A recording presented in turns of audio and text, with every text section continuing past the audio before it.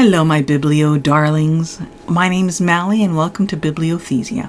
I've got glasses on today because the printing in the book that we're going to be reading, which is this one, etko, it blends in really well with the artwork and I can't read it except with the glasses. So you get the treat of seeing me with glasses. Alrighty. So the story today that we're going to be reading is etko, and here is what the front cover says of the story. In just 4 days, young etko will have to leave her family and all that she knows to attend residential school. She spends her last days at home treasuring the beauty of her world, the dancing sunlight, the tall grass, each shiny rock, the tadpoles in the creek, her grandfather's paddle song, her mother, father, and grandmother, each in turn, share valuable teachings that they want her to remember. And so, etko carefully gathers her memories for safekeeping.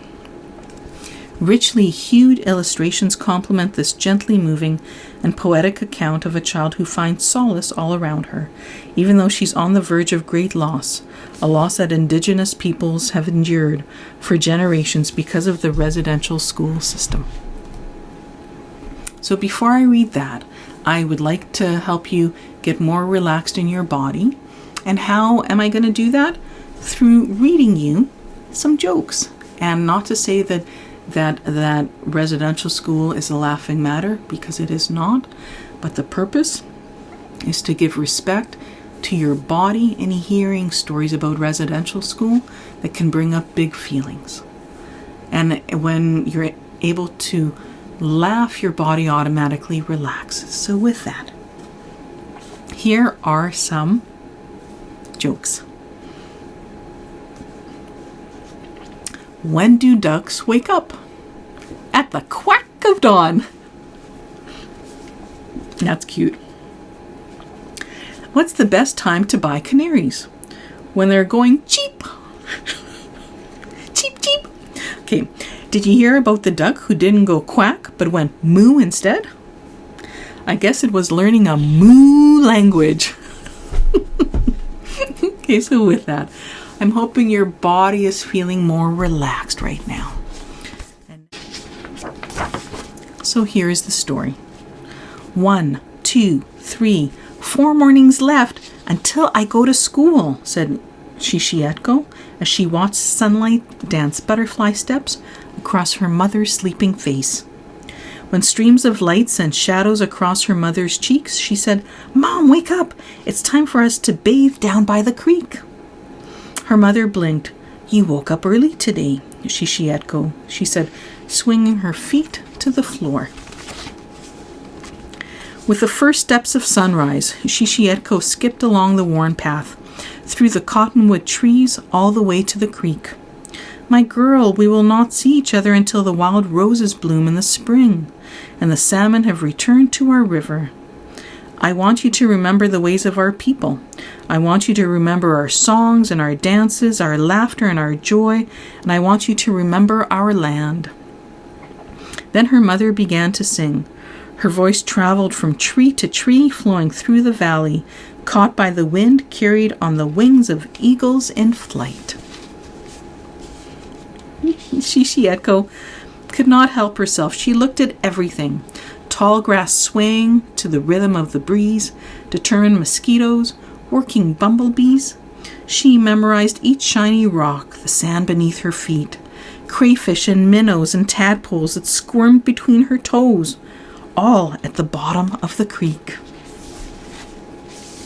They were almost home when cousins, aunties, and uncles and the rhythmic tap of Yaya's old cedar cane could be heard through the trees. "Mother, father, they're here!" etko ran to greet her family.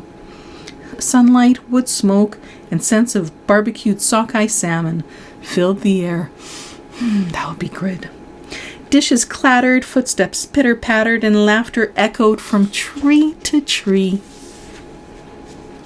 Afterwards, in the late-night silence, tucked safely under Yaya's patchwork quilt, etko counted her fingers. There are only 1, 2, 3 more sleeps until I go to school. In the morning, when Etko woke, the sky was changing, navy to brilliant blue. She lay listening to the cool autumn breeze sing morning songs. Soft, drum, heart, beats. Let's take the canoe out on the lake, said her father. Hand in hand, they walked along the creek all the way to the lake. My girl, these are the things you must always remember, he said, gesturing to the trees, mountains, and water around them. Together they picked up the canoe and carried it to the water's edge.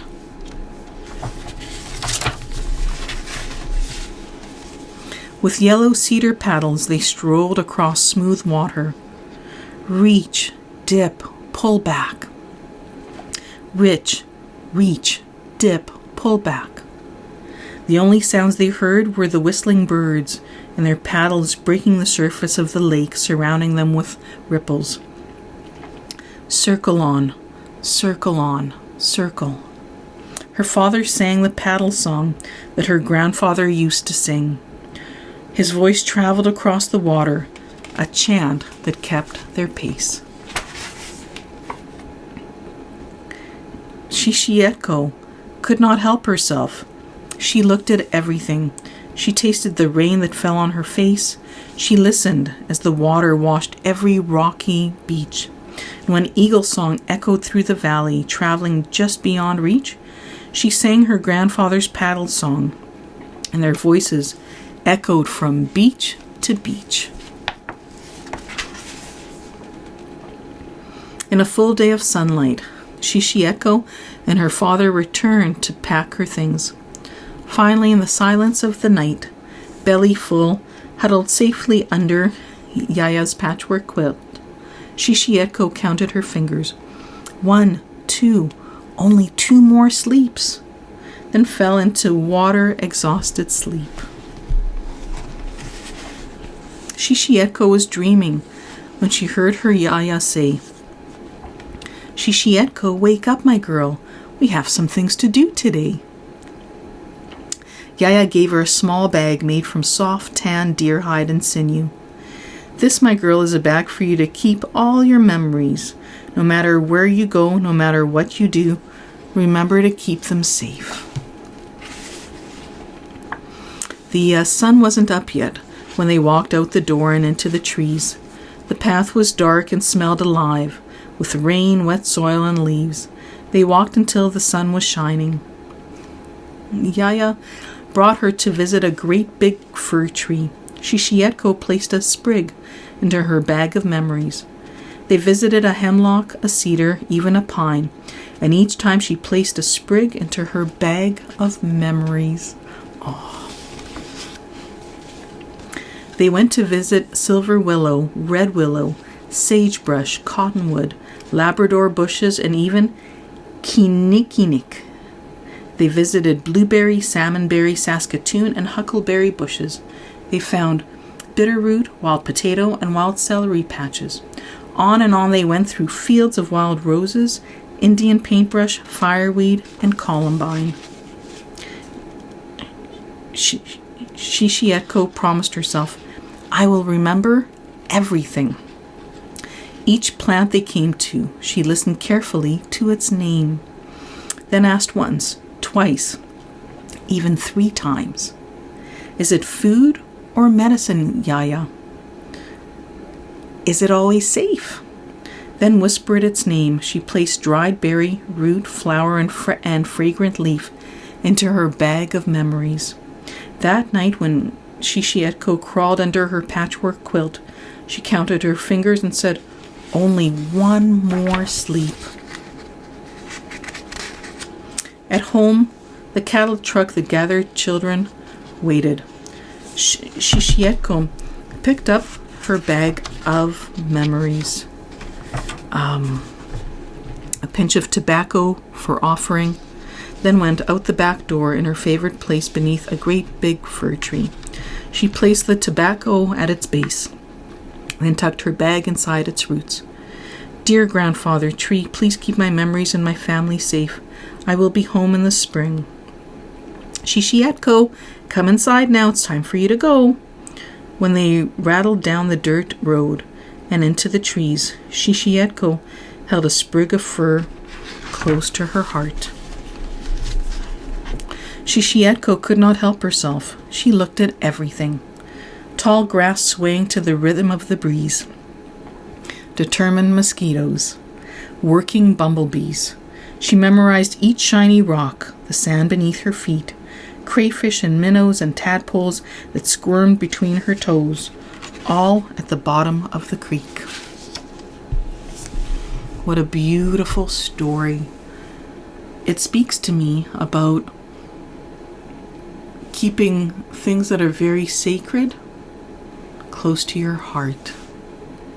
And this story is about residential school and how every child matters. And that's what this shirt is about.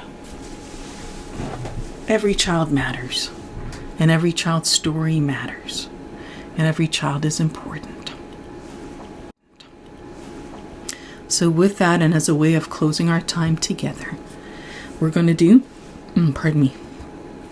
if you feel like burping and join me along, please burp, but we're going to do a deep breathing exercise where we're going to inhale deeply for 4, hold the breath for 4, exhale for 8. So when you're ready, inhale deeply for 1, 2, 3, 4, and now hold the breath for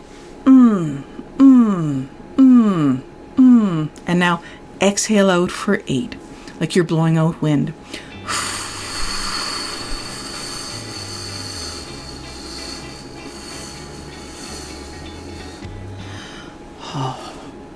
I'm hoping you're feeling a bit more calmer on the inside with this very beautiful story of Etko. And please take good care of yourself. As always, thank you so much for joining. And if you've liked what you've seen, please click on subscribe and like. Take good care. And goodbye.